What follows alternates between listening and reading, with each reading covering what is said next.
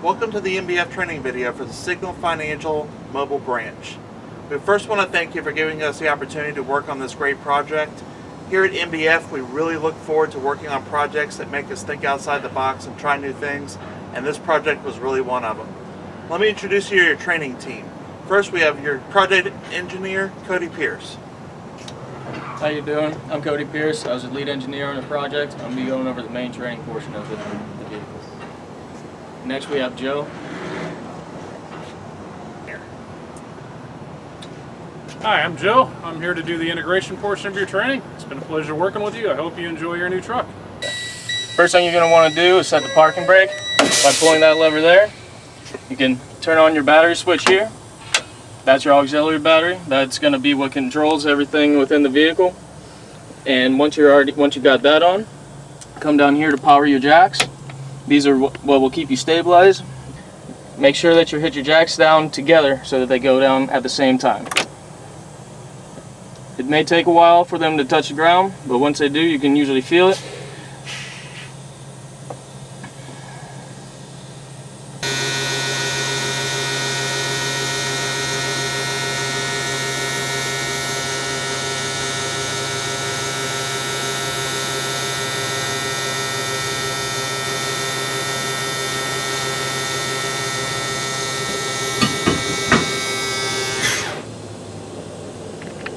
Now that you got your jacks down and everything is stable, I kind of want to revisit the auxiliary switch here. Now that switch there is what's going to control your whole 12-volt system. It controls the lighting in the back of the truck, and it runs off the auxiliary batteries located in the battery compartment. Next to the auxiliary switch, these are going to be your indicator lights. These will blink and flash whenever you've got a door ajar or your jacks are deployed. Now on here you've got your night service, your bank sign, your shore power, and your awning. Now anytime that those lights are flashing, is indicating that they're either open or deployed. Now when any of these lights are flashing and you try to put the truck into drive or take it out of the parking position, a buzzer will sound to let you know that something's going wrong. Now if for some reason that you have all your doors closed, your jacks are brought up, everything's back in its stowed position, and the buzzer is still going off, we have this buzzer override switch here. Now when you press that, it will stop the siren from going off until the vehicle is turned off and restarted again. Located down here to the right, this is the engine emergency start. Now what that is, we have a solenoid that connects the two batteries, auxiliary batteries and the OEM batteries together. And if for some reason one set of batteries is dead and the other set of batteries isn't, you can hit the emergency start to crank the vehicle. Now when you're doing so, you have to press and hold this switch for it to crank, otherwise it won't work. And down below here you've got your fire extinguisher in any case of an emergency, and it's in arm's range. Located on the dash here is the GPS, and this version has the RV setting in there where it shows the height, width, and weight. Now up here, located above the driver's seat, is your rear view camera. As you can see here, it's displaying what's behind you, and then also it's built in with your side view cameras. When you click the blinkers on, that's your right side, and then it will reset, and that's your left side. So located in the first compartment of the street side of the vehicle is your battery compartment. Inside you'll find your auxiliary batteries, your battery charger. So on this wall you'll find your battery disconnect switch and your rounded breakers. This disconnect switch is only going to be used if you're letting the truck sit for an extended period of time. Otherwise, you don't need to turn that off, like if you're using for daily use. Located in this compartment is your generator. You've got a 14 kW UPS. Everything is front serviceable. Everything is front serviceable here. Now, when you try to run your generator, you turn the key to the remote, start and run. If it's not turned to that position, you won't be able to start from inside the vehicle. When you're doing so, this key has to stay in position and it won't pull out. If you want to pull the key out, it has to be in the on position, off. If you want to pull it out, you have to turn it to the off position and then remove it. As seen here, you could also turn it.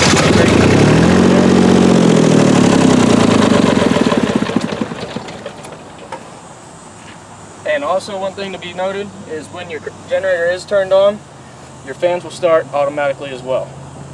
located in your rear compartment here. This is going to be your shore power compartment. Here you can see your two plug-ins. Located here's your 50 amp plug-in for your shore power, and here's your 30 amp plug-in for your night service. The yellow cord here is your night service, and the black cord is your shore power. And down here, this is our pass-through for the cords. That way you can plug everything in, feed it down, and close the doors. Also located in this compartment up here, you have two data connections in case you need to feed any data out to the vehicle. Once you parked at your location and you've got power running, first thing you're going to do is go into the vehicle.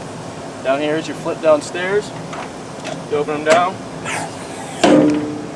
flip down, and walk on up.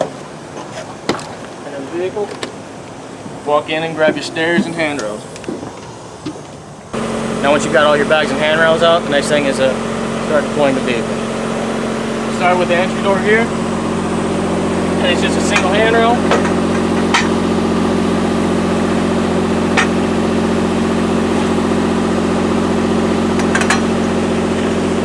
These handrails have slots that go, receivers that go into the slots here.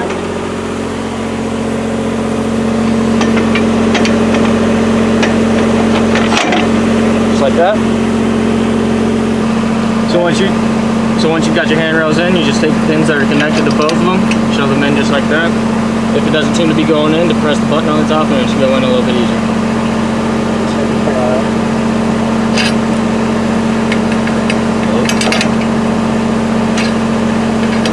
The next thing you might want to set up would be your ATM platform. You do so, pull your door down. You got your rubber bumpers on the side to protect the body from getting damaged by the door. To get the platform out, you just pull this red lever, pull out, and it'll lock into place once it's fully extended. Once the platform's out, you can lift up your door and clip it to the bottom of the platform.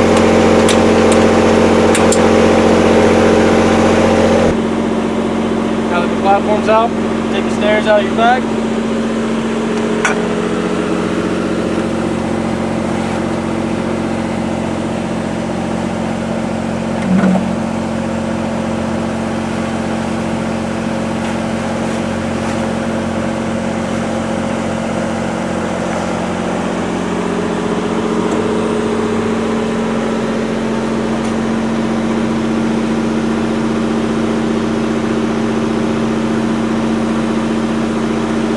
Take the clips, drop them into the slots shown here.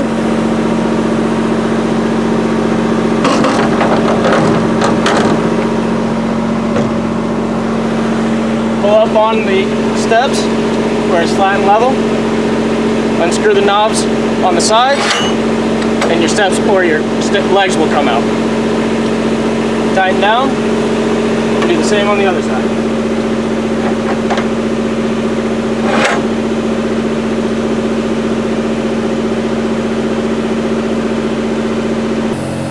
Steps are hooked onto your platform. Take your handrails, slide them into the fittings on the side. Once they're in the fittings, located in the bag, you have this T-Allen wrench, and then you simply tighten the set screws that are located on the side to tighten the handrails into place.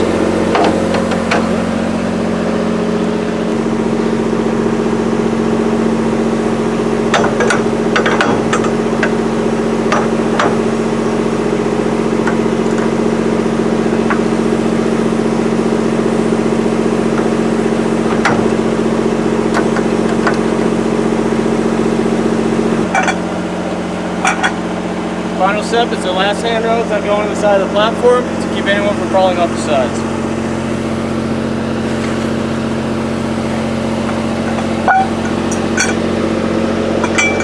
Now these handrails come in 3 pieces. The top piece with the fittings on the side, and the 2 legs. And similarly to those handrails there, they have the setting screw that will be tightened down on both sides.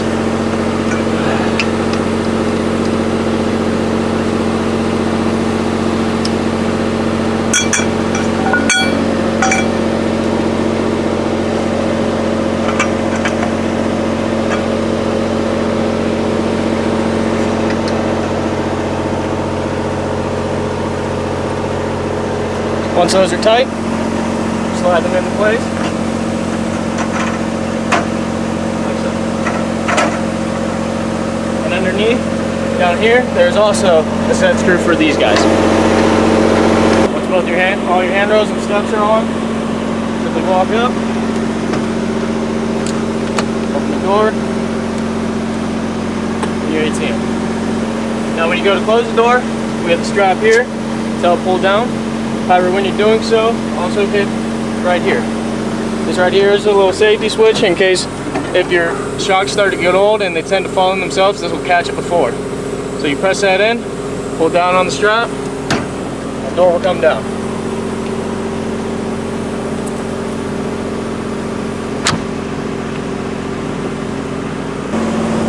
Next to the entry door here as well is your ADA assist bell. You ring it, and inside the chime will go off.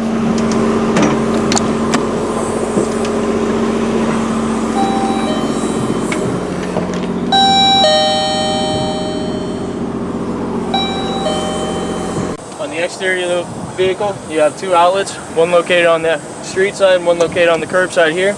Now, if for some reason this outlet isn't working, we'll have to go over to the other side, which is a GFCI outlet, and it could be that the breaker on it has flipped, or that the panel or the breaker on the panel may not be on.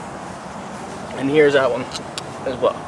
So if for some reason it doesn't seem to be working, you hit that, and it should work if you hear the pop, or like I said, go check the panel. On the rear, you have your ladder, and we also have your ladder lockout door. It is locking, and which is the key is located on the keychain that you have for the truck itself.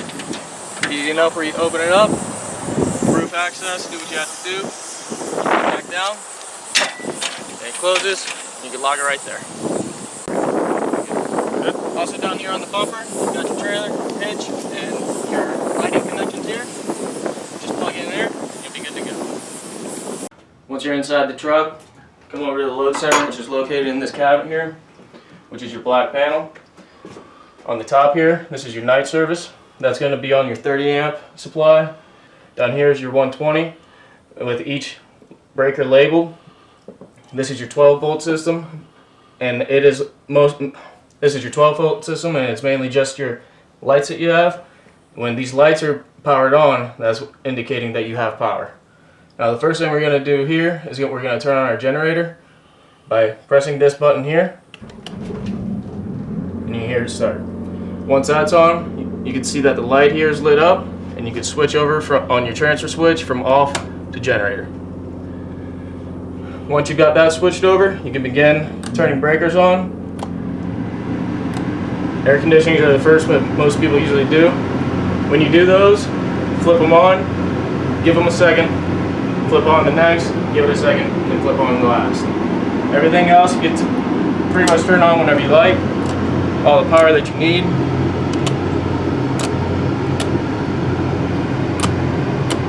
And then we also have a couple spare breakers here in case you need to add anything.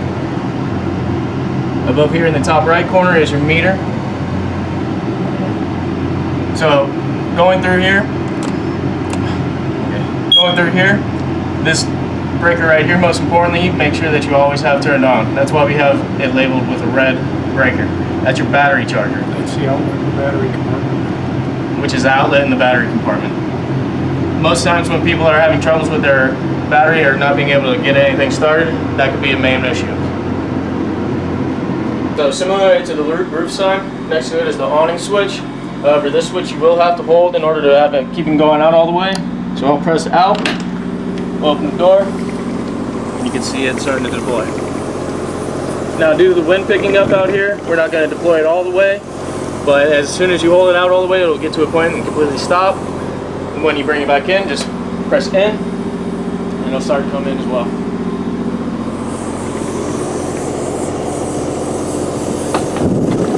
And there it goes, all the way closed. Hi, welcome to the integration portion of your training video. I'm Joe. We're going to start off with, obviously you're parked, you've got your generator running, we've turned on the load center. We're going to come into the ATM room here. This is where the majority of your switching equipment and sources are going to be located. We've got a 17 RU pull and turn rack. You take these 2 screws out, lift that up, this rack will swing and turn around so that you can access everything in the back. And when you get the truck, there'll be a cover over this, but those 2 screws will be there. Inside the rack, we've got a UPS.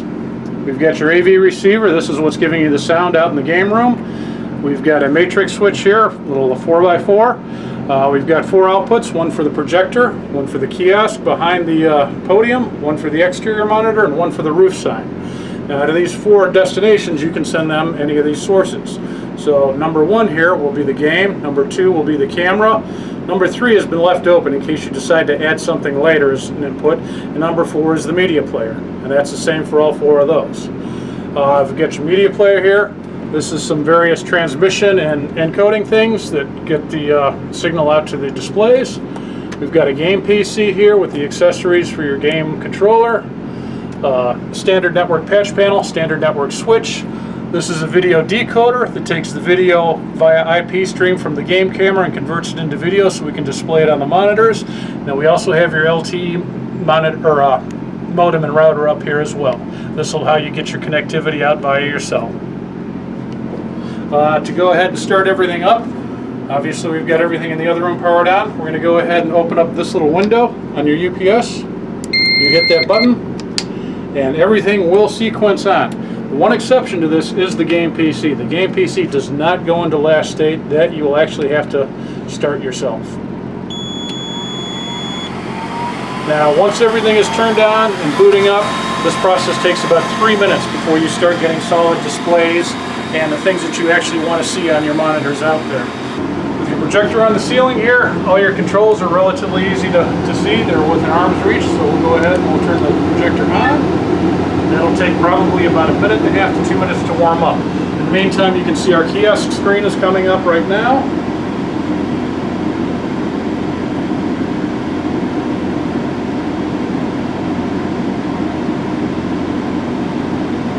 Right now it looks like we are keyed on the media player with the adrenaline, so that'll come up. Now, if you want to step back here,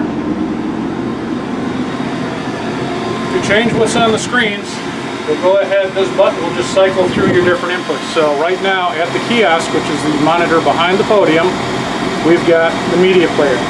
So I go ahead and hit the button once, and that'll go ahead and mute that display if the red light is on. If I turn it to input 1, then I know I'll have the game up there. Input 2 will be the camera.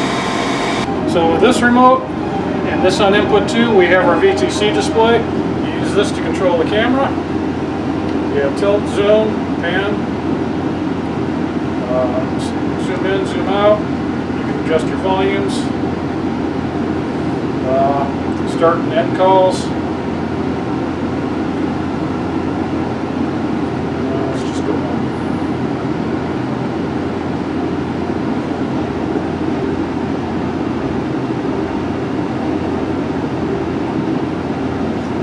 And then to get back to your signage or output matrix display, go ahead and hit source again.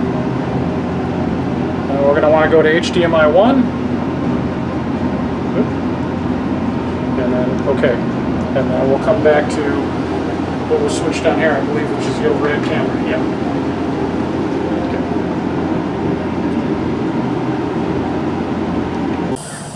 Okay. Behind these panels are the exterior display monitor.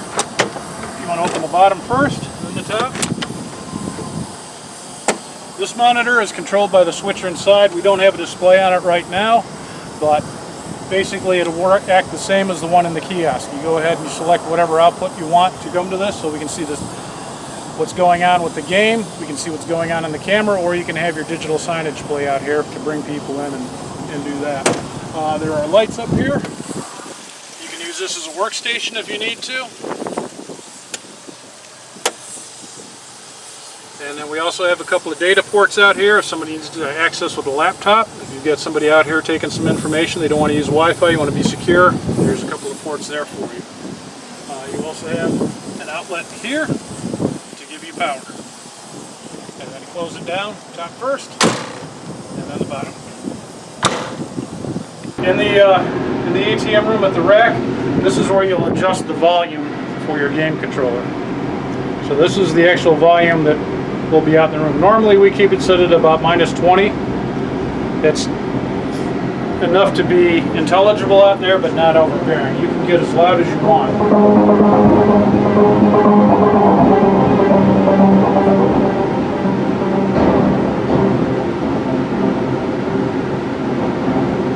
So, like I said, with that said, like I said, out here it seems fairly comfortable for us at -20. That'll be entirely your call while you're there. Game controller is installed through here. There's a little access hole here for the USB port, which is inside the podium here. And we've got a USB port extender here that runs back to the game controller. That's how we get the USB to the controller and the keyboard. These are the lights for the podium itself. So you turn this one on, we've got the theater footlights, on either side of the podium. And that's this switch here. This switch here turns on the green accent lighting around the podium.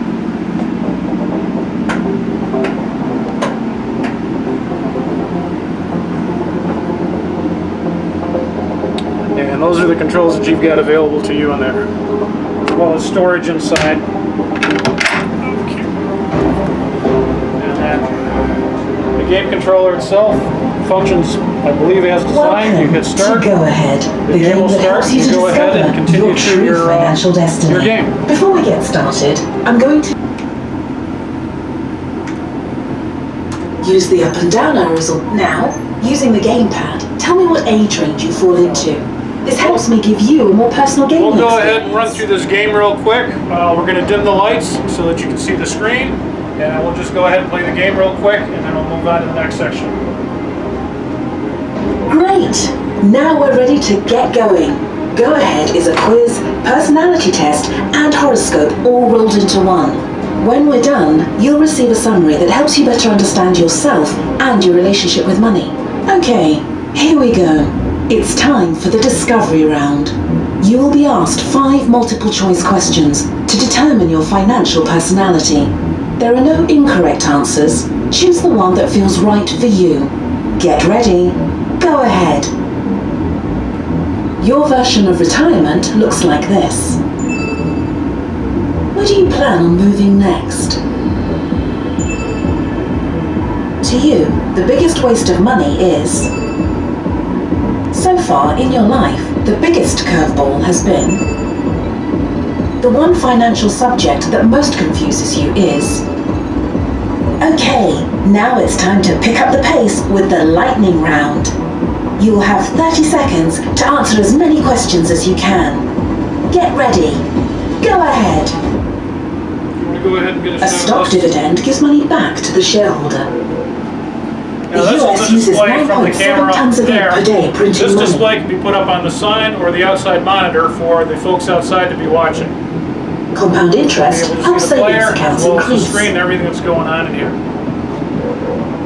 The Fed is the same as the mint. Bankruptcy clears every kind of debt. The new dollar bill is tear resistant. 3 to 6 months of expenses is a good target. Time's up.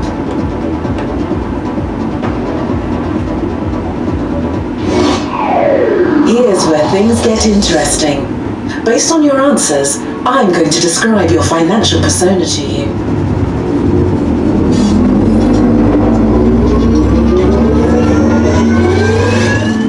It looks like you are a cautious pace setter. You're an individual who is strong, steady, and doing the right things along the way. You know how to set and achieve your goals. These insights can help you gain a better understanding of yourself and your relationship with money.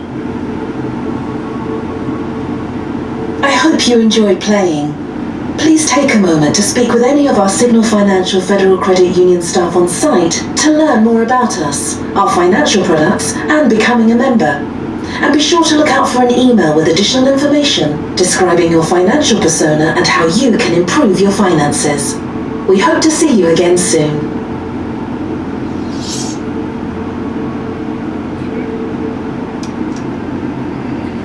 And then that concludes the game portion of this.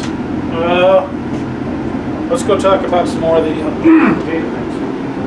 Now, the LTE modem and router up here, it's not been configured. You will need to have your IT department go in, configure that, set up your SIM card, and configure for your IP, your local, and everything as far as that goes. We do not offer that service for you at this time. But that is right there, and like I said, these screws come out, this comes out, makes things in the back of the rack very easy to get to. All your security items are in this cabinet here. I'm sure the security folks can go ahead and explain to you. It should already be configured and set up. That was a separate subcontractor, so that's up on them. All your remotes are stored in these pouches on the wall here. So you've got the remote for the, that's for the AV receiver, that's for the switcher. So you can't control the switcher from there, but the door has to be open. We didn't set up any IR network. And then the VTC controller and the other two monitors will be in there as well. And then the lens cap for the projector if you need it. Now when you're getting ready to shut down, we've done everything, we're happy, everybody's gone home for the day, we're getting ready to break down. The first thing you're going to want to do is turn off your projector. You go ahead and hit the power button on the side, it will ask you again, you hit the power button again, the screen will go blank. Now the projector is not off at this point. The projector needs to run for an additional 5 to 7 minutes to cool down the bulb and the internals. So we'll go ahead and continue our strike, leaving the power up for this to cool. In the meantime, we can come in the back and shut everything down in the rack. Now to shut everything down in the rack, we're going to go ahead and go to our UPS. We'll open up that same little cover button that we got before and just power it down. And then everything will drop off.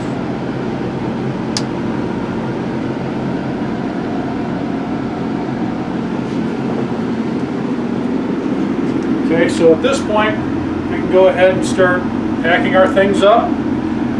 Pulling in the handrails, putting in the stairs, sliding in your station for the ATM, and getting everything ready to go.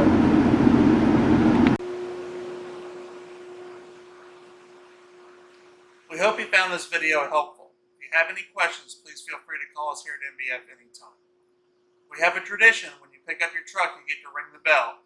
You guys weren't able to come, so I'm going to do it for you.